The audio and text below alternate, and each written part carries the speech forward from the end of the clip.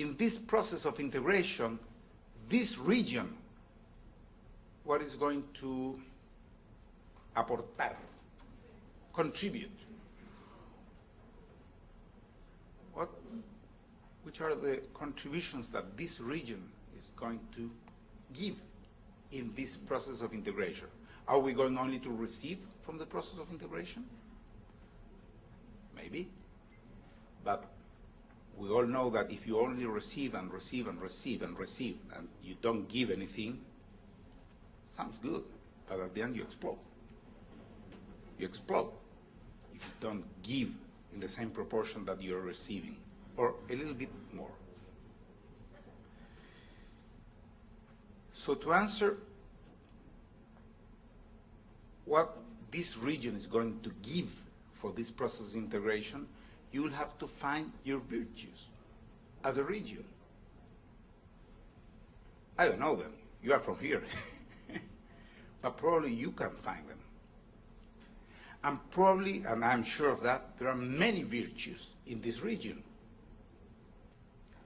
And probably you will find that those virtues in this region that can be given to the rest of the world are not only many, but different. And this is something very interesting. Because if you have different virtues to give to someone else, then you can give a lot. And you can give in different situations. And you can give for different needs. That's why it's interesting to find the virtues of Mexico, of Canada, and of the United States. And for sure you're going to find that are different virtues, but they can complementarse, they can complement themselves. I don't know specifically which are those virtues, and I think that's something that's quite interesting, that if it's possible that this comes out in this forum.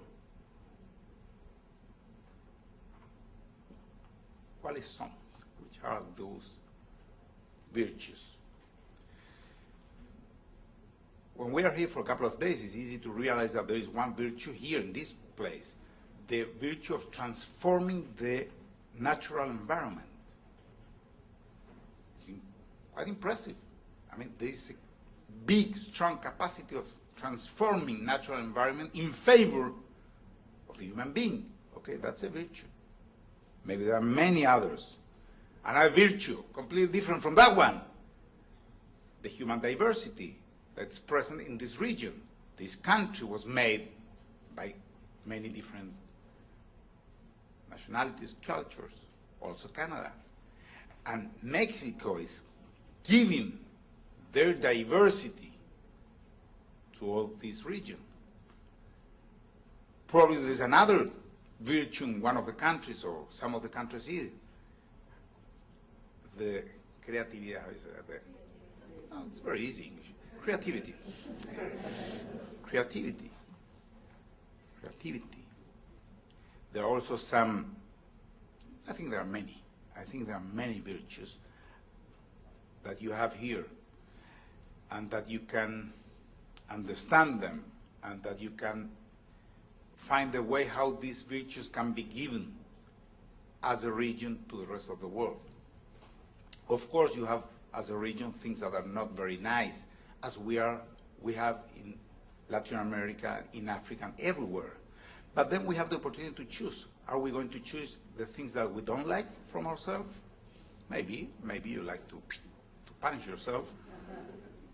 Or maybe we can find what is the best from ourselves and how we can give it to the rest. In Europe, there was integration. They made, after a big war, after 2 wars, they made this integration. I'm sure there are many good things in that integration from Europe. You can find a lot of good things. But of course there are some things that probably European people and we don't like from that integration. It's possible then to learn from that. It's an integration based on economy. It's an integration based on commerce. It's not integration of the people or from the people, even though there are many good things also, and that's okay. But maybe it's a lot of possibilities of learning from that. As I told before, Latin America is also in this process of integration. And this process of integration is almost everywhere now in Latin America. You can see it easily in some countries of Latin America because this process arrived to the government. And that's why you can see it in Venezuela, in Bolivia, in Ecuador starting now, maybe in Uruguay, maybe in Nicaragua again, who knows. You can see it, but the process is present almost everywhere. And basically it's present throughout the new generations. You find that the new generations in Latin American countries are, you can say that, they're awakening. They are starting to move again. And if, as we think, humanists, that the the engine of history are exactly the generations, not the social class, nor the money, nor the beliefs in God or not, but the generations that one tried to place, displace the other, and in this process they tried to bring their own new ideas. If this is the process of history, it's quite interesting when a new generation is awakening and trying to develop a new project. And this is not always like that. It's not mechanical. For more than 20 years, new generations were asleep.